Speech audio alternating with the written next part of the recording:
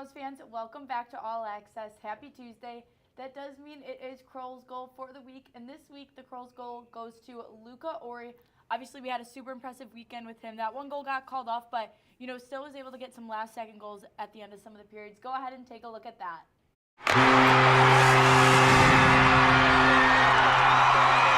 Sidorov on the far side. Sidorov, backhand try, save made. Spadaro pokes it. Sidorov gives it up. Shot, it's in! Luca Ori gives the Toros the lead with 43.5 to play.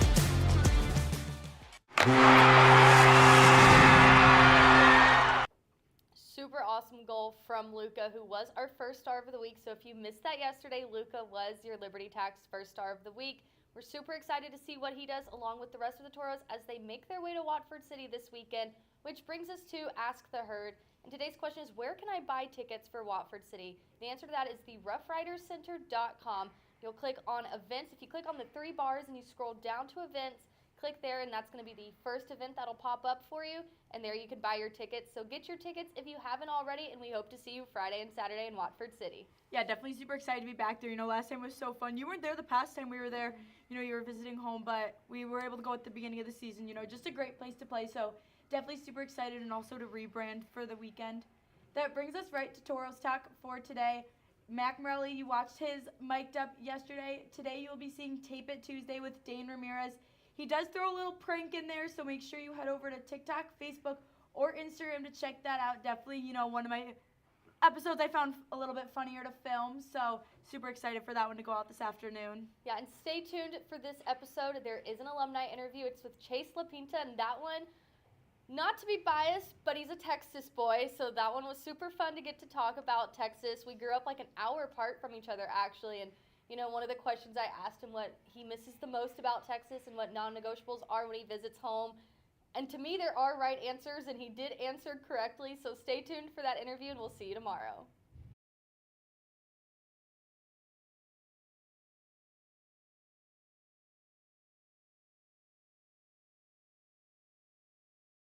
Chase LaPinta, 2022 to 2023, from Frisco, Texas. Being from Texas, how did you get involved in hockey in a state that really isn't that big in hockey?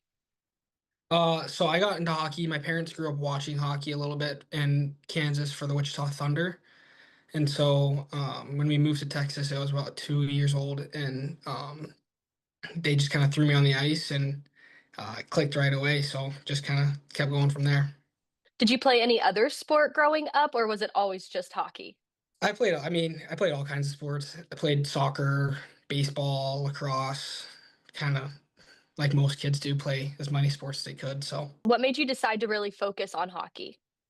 I think it was clear that was probably what I was best at. So I think just kind of reading my skill set and just understanding that that's what I probably had the longest future in. So Growing up in the South and then, moving up north for your hockey career, what was one of the biggest culture shocks for you other than the cold? I think the way people talk, like their accent. I know our team, my year in Minot, we had a lot of guys from Minnesota, and they just have a different type of pronunciation for words. So I think it was funny to kind of hear some different languages. Being away from home in Texas, what do you miss the most about it?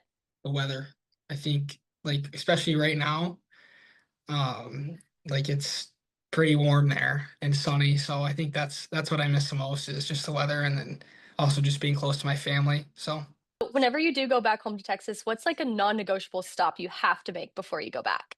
oh boy. Um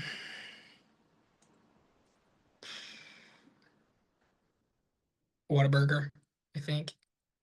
It's just the only thing I can think of that's like Texas. If I lived a little bit further north, I would say Buc-ee's.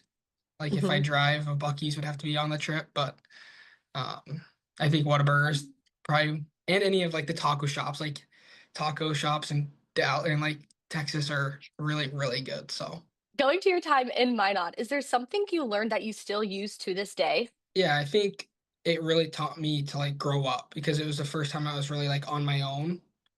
And so I think that's something that, I mean, it's a staple of my life of like now I'm kind of on my own, like running my own kind of schedule and everything. So I think just like the typical life skills that you kind of have to, like independence.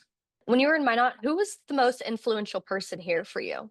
There's a lot of people that were Kevin Melby, our trainer, hung out with him a lot, got to grow close with him. Cody Campbell, obviously, Sharky, he was our assistant coach. And then we had a really good group of guys that like we kind of all we bonded really well. And so I think, I mean, it was everyone was a piece of the puzzle for me there. So And you mentioned Cody. What was it like being coached by him? the first week training camp, I was like, what did I just get myself into? Because I mean, I'm sure you probably heard about it, but it was like eye-opening. I was like, what am I doing? But it was good. It was good to have a coach that like off the ice you could be like relational with and like have a conversation with, but then on the ice you knew you were gonna get pushed and you knew you were gonna like he was gonna get the best out of you. And so it was a good like fine-tune line to like kind of ride with. From that 22 team, who would you say you still talk to the most today? I would say probably Colby, just because we both grew up in Texas, played together a long time. So like we see each other every summer when we go back home, and um, we have a long like one of those friendships where you don't have to talk a ton, but you still kind of come back and you're really close. What were your emotions when you found out you were going to be reunited with him, being childhood teammates and now in juniors together?